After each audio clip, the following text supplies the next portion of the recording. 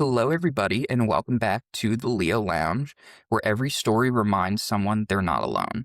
I'm your host, Mark Sheffield, founder and developer of Leo Mind and Body. Before building Leo, I spent years as an EMT and paramedic, and one thing I've learned is that patients often become some of the greatest educators. Sometimes the people living with a condition every day understand it in no ways that textbooks ever could. Today's guest is one of those people. Mia is an EDS UK area coordinator for West Cornwall, a chronic illness educator, and the creator behind at Mia Tidy, where she shares educational and relatable content about living with chronic illness, navigating the healthcare system, and helping others feel more confident advocating for themselves. Her videos have reached more than 1 million views in just a few months. Wow. Creating a supportive community of people living with chronic illnesses, careers, and healthcare professionals. Her journey with hypermobile Ehlers-Danlos syndrome, POTS, MCAS, chronic pain, and other conditions has completely changed the course of her life, including her career in healthcare, but it's also inspired her to become a passionate advocate for patients. Mia, thank you so much for joining us today. Hi. So nice to meet you. You too. So, before we dive into your health journey, I'd love for everyone listening to get to know you. So, tell us a little bit about yourself. Who are you outside of your chronic illnesses? So I am 25. I live in a little county called Cornwall in the UK. My career actually started as a SEND teacher. I used to work with special needs children in nurseries. I have a lot of medical, mental and physical illnesses in my family, so it was always really important to me. I also have 3 children. My eldest is turning 8 next week, which is crazy. And I also got married at 21. Now, you wear a lot of hats. You have 3 kids, you're a content creator, you're an advocate. Like I said, you're a mom to 3 girls. How would your friends and family describe you? I tend to be the kind of background organizer of the family and friends. I do a lot of the planning, and people tend to come to me for advice on things. As you can imagine, I get sent a lot of pictures of rashes and things all the time, and can you read my diagnoses report and tell me exactly what it means? So I get a lot of that. But I mean, before all of this really kicked off, I used to be a really fun person. I used to go out dancing all the time. I've been in bands. I did music in college for a little bit. So yeah, things have changed quite drastically. So, before your health changed, what did you imagine your future looking like then? I wanted more than anything in the world to just be able to help people to some capacity using my experiences that I've had. I had quite a traumatic upbringing. And I think, even when working with SEND children, there was a lot of adopted children I would work with as well. And children with PTSD, things like that. And same goes for in the hospital. There was a lot of patients we had come through, because I worked in endoscopy, who had things like sexual trauma and things like that. And I was always appointed to those rooms to help those patients kind of through that, if that makes sense. So you're doing some really noble work and helping turn some people's lives around, helping make their stories a little less painful to understand. Yeah, if I can help someone skip some of the steps that I went through to get to where I am now, or just make one of their appointments a little bit easier, then that's the main goal. Now, what are some things that continue to bring you joy, though, even on difficult days? I get an influx of messages when I post some of the things I do, like the red flag videos and, how to get your doctor to listen to you sort of videos. I've had a lot of messages from people saying that I've helped them understand what wasn't okay and how to keep themselves safe and how much they feel appreciated and less alone when I kind of message back, because I try to reply to every single comment. It's hard. Um, it's hard. It's hard, especially when one of my videos hit 1 million yesterday, and I'm so grateful. It's amazing. Um, Congratulations. Thank you. But I think there's 250 comments on there, and I haven't replied to at least 200 of them.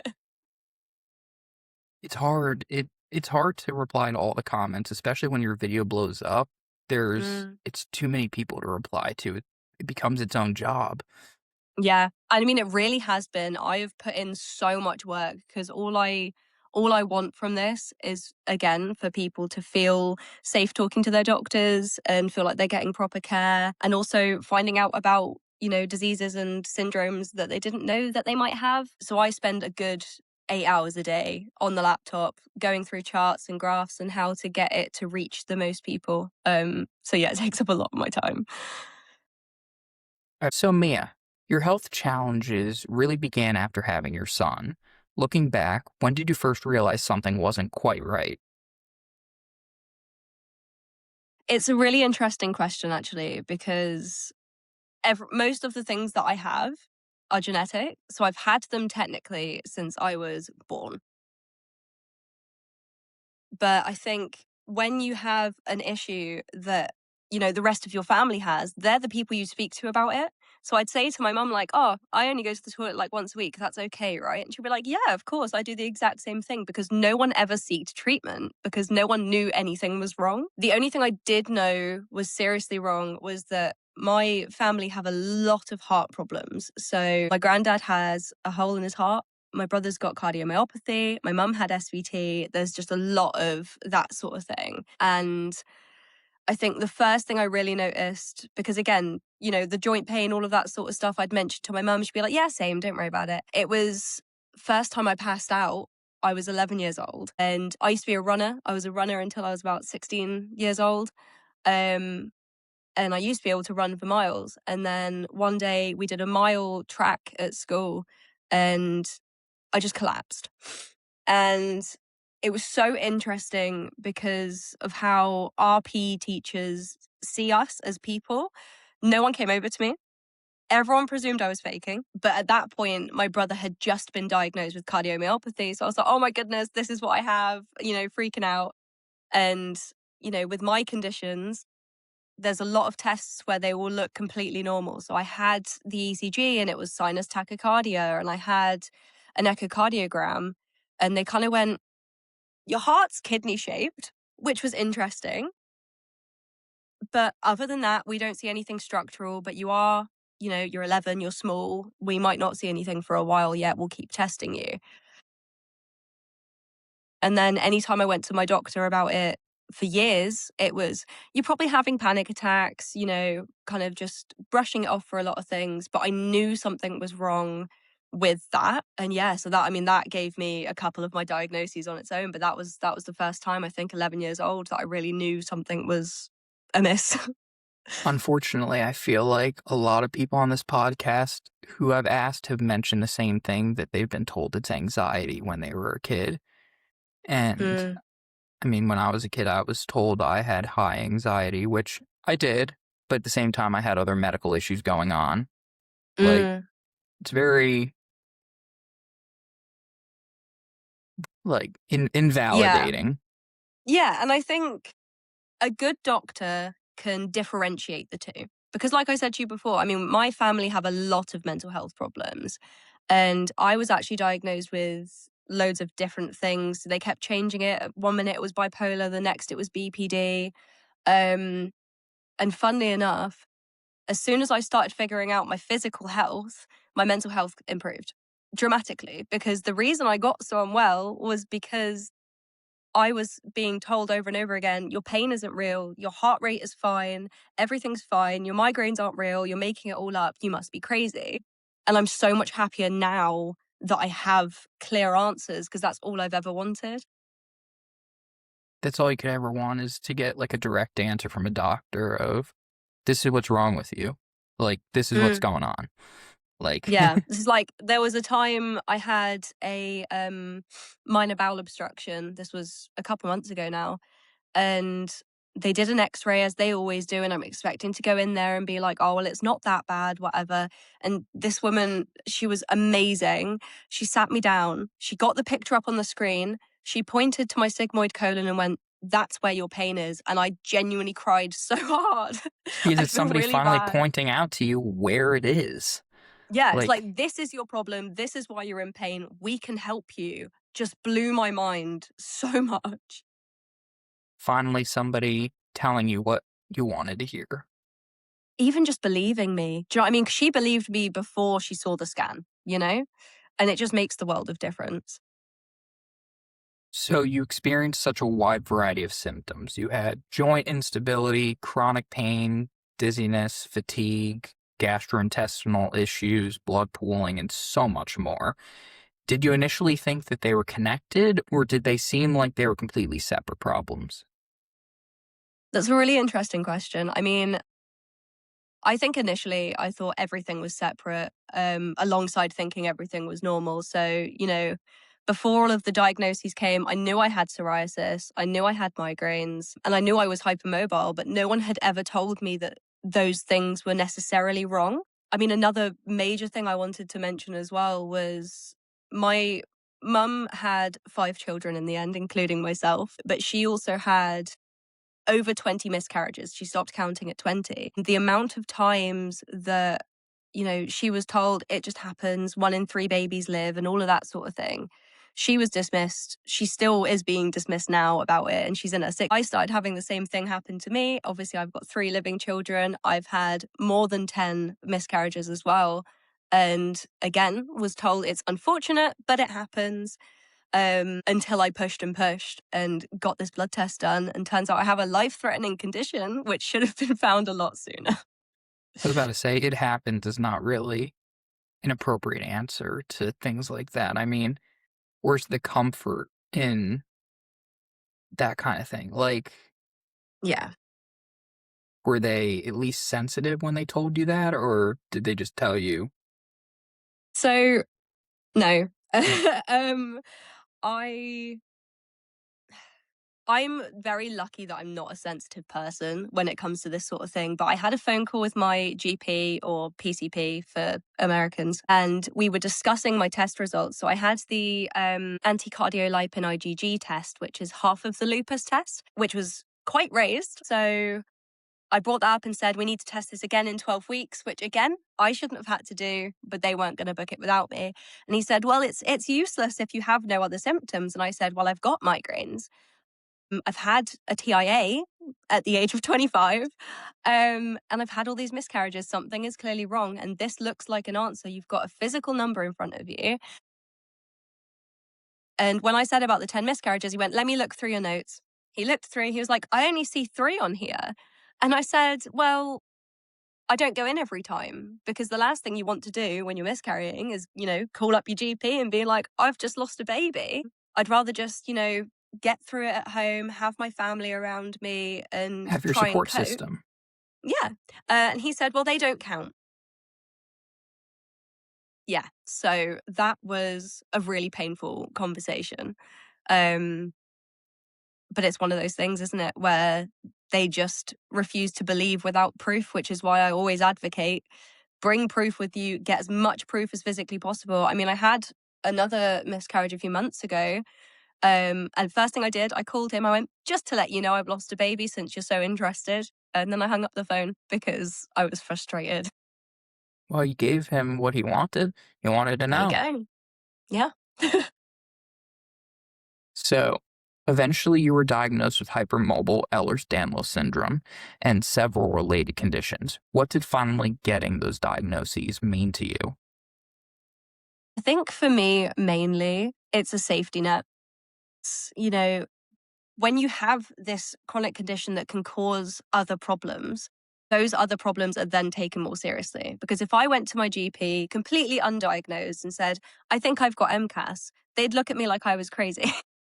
But if you go in saying, I have HEDS can lead to this condition. I think I have this condition. I'd like that test. They're so much more likely to take you seriously.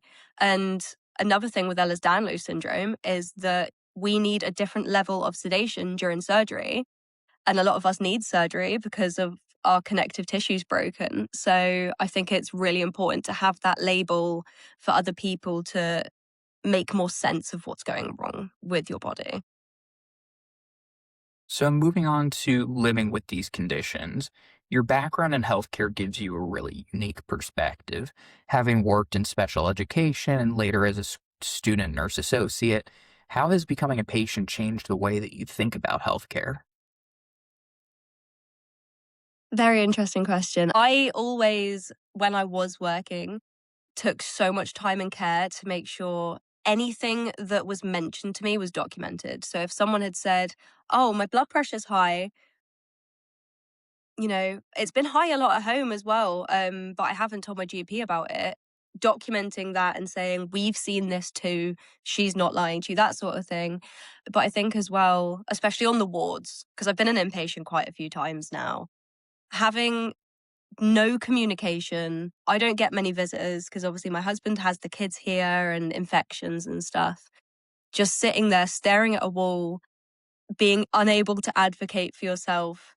It makes the world of difference as a healthcare professional to just pop to each cubicle every now and then and just say, "Hello, how are you doing? Do you need anything? Has your pain changed?" And just triggering those questions, because sometimes people just won't speak up for themselves, because I hate bothering people.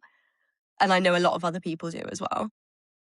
Yeah, I get nervous asking for stuff when I'm in the hospital, but I know at the Mm, same time, like, I need this stuff, like nausea meds. Like, I know I shouldn't feel bad for asking for it, but I do at the same time.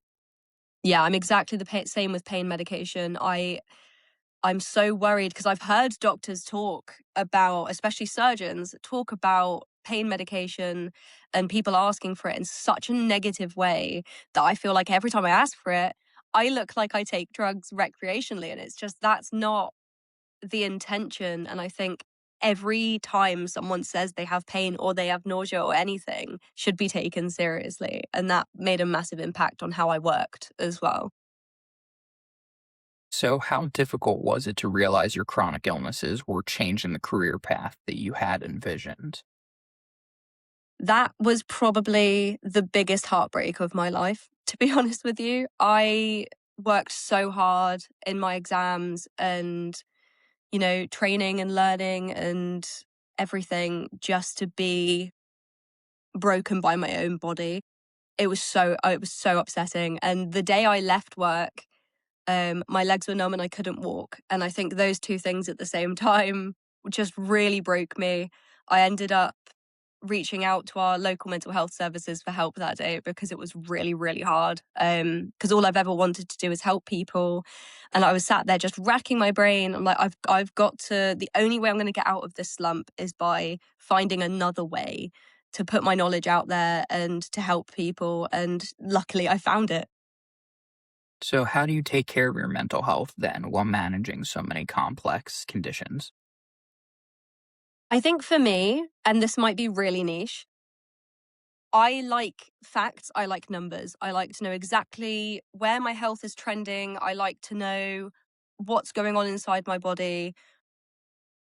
And I like figures because there's been so many times where I've been told my test results were normal.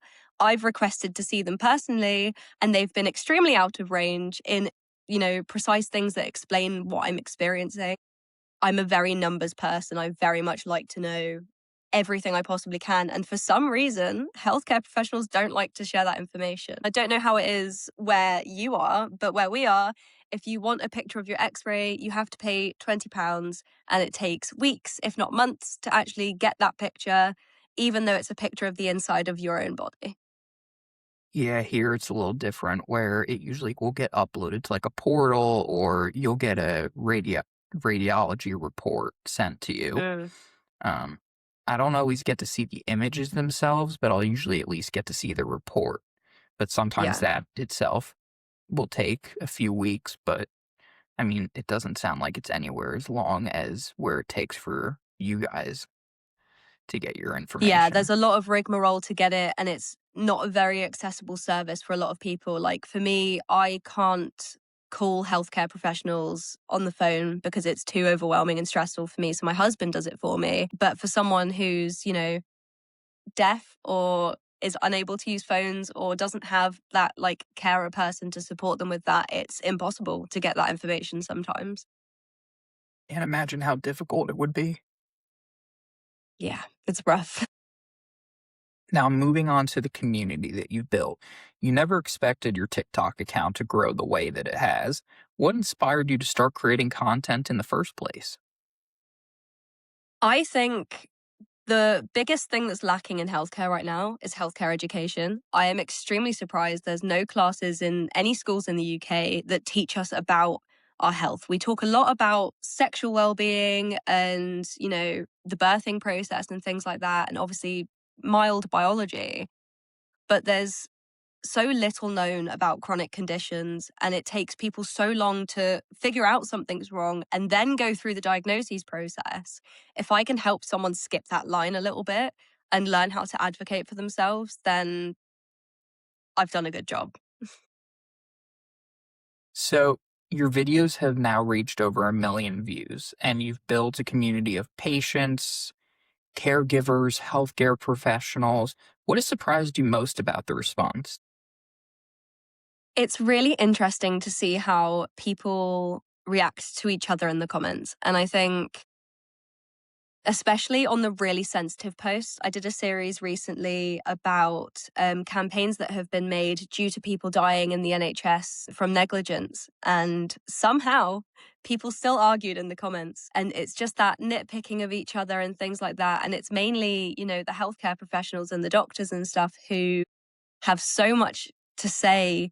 There was one person who put, okay, basically, the story was about Oliver McGowan, who was a young autistic boy who was completely failed by the medical system and inevitably passed away because of it. And someone put in the comments, I hate training for this. It takes up a whole work day.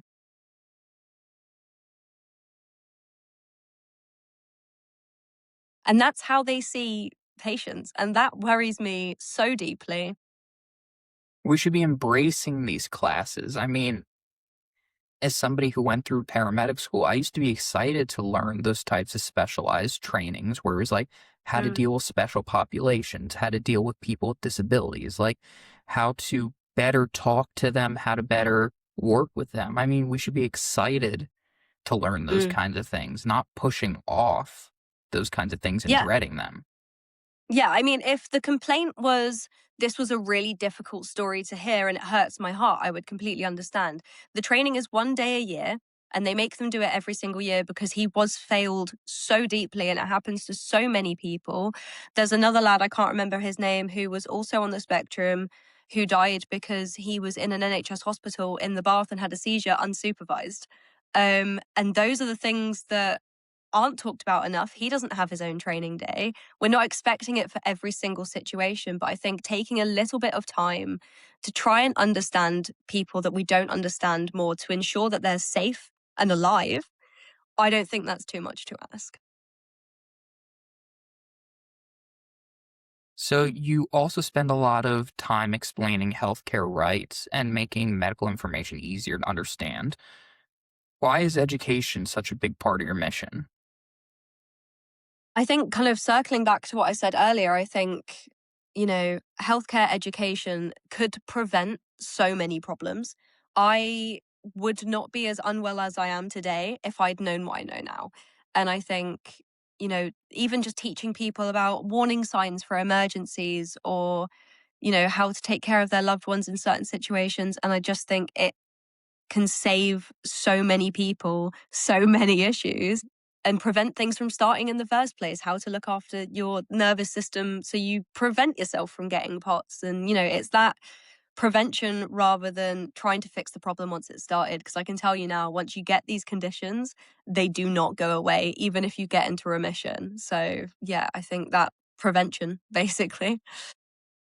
So, if somebody listening today has been wondering whether what they're experiencing is normal, what would you want them to hear?